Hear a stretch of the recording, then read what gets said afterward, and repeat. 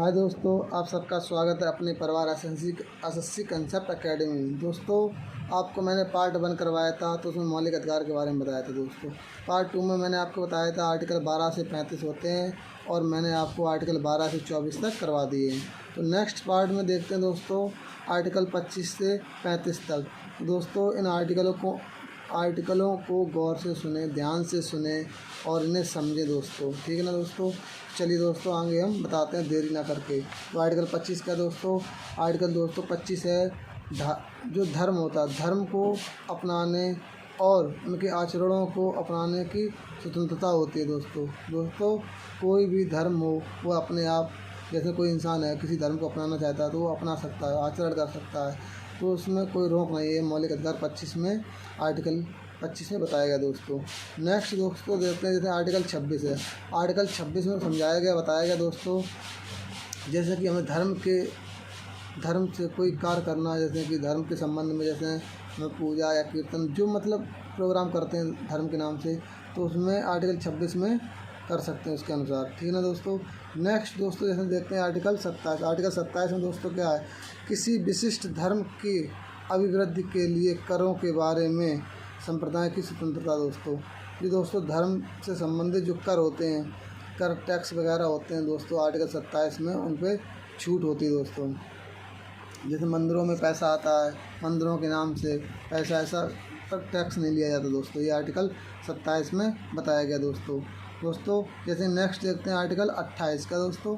Article 28 में क्या है, तो दोस्तों सुनिए। आर्टिकल 28 में कुछ शैक्षणिक संस्थाओं में धार्मिक शिक्षा या धार्मिक उपासना में उपस्थित होने के बारे में स्वतंत्रता दोस्तों। जैसे कोई इंसान साधु संत या टीचर उपासना में उपस्थित होना चाहता है तो दोस्तों उसमें हो सकता है, कोई रोकथाम नहीं है आर्टिकल 28 के अनुसार दोस्तों। जैसे कि हम बताएंगे आर्टिकल 29 से 30 तक क्या है दोस्तों। तो 29 से 30 तक है अल्पसंख्यकों के विशेष अधिकार। तो आज देखेंगे आर्टिकल 29 से 30 तक अल्पसंख्यकों के विशेष अधिकार क्या क्या दोस्तों आर्टिकल 29 में क्या है, तो चलिए देखते हैं। आर्टिकल 29 में अल्पसंख्यकों की भाषा, लिपि एवं संस्कृति का संरक्षण दोस्तों। क्या है दोस्तों, लिपि व संस्कृति का संरक्षण। अल्पसंख्यकों की भाषा होती है, लिपि होती है, संस्कृति उनकी, उन सभी का संरक्षण होता है दोस्तों। ठीक है ना। तो दोस्तों हम देखेंगे जैसे कि आर्टिकल 30 में क्या है दोस्तों। तो चलिए दोस्तों आर्टिकल 30 के बारे में बताते हैं आपको। तो आर्टिकल 30 है शैक्षणिक संस्थाओं की स्थापना और प्रशासन करने का अल्पसंख्यक वर्गों का अधिकार दोस्तों। जैसे कि शैक्षणिक संस्थाओं की स्थापना और प्रशासन करने का अल्पसंख्यक वर्गों का अधिकार होता है दोस्तों आर्टिकल 30 में दोस्तों। नेक्स्ट देखते हैं जैसे आर्टिकल 31। आर्टिकल 31 और 32 ये सभी आर्टिकल देखते हैं दोस्तों।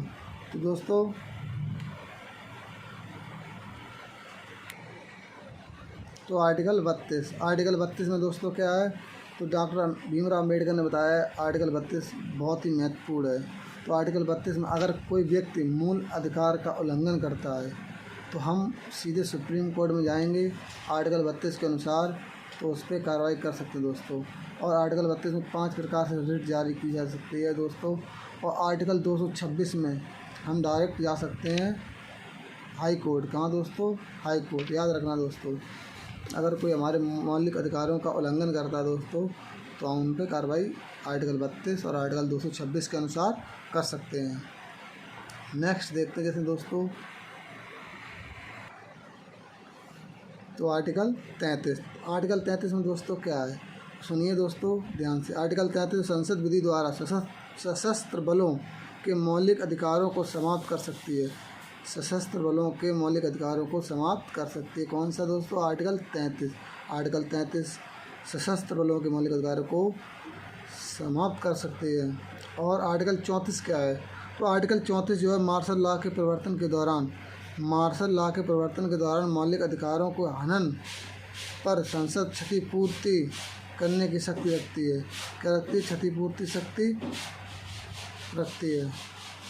समझना दोस्तों, दोबारा सुनिए दोस्तों। जैसे कि मार्शल लॉ के प्रवर्तन के दौरान मौलिक अधिकार के हनन पर, अगर मौलिक अधिकार के हनन हो रहा तो हनन मतलब क्षति, तो संसद क्षतिपूर्ति करने की शक्ति रखती है।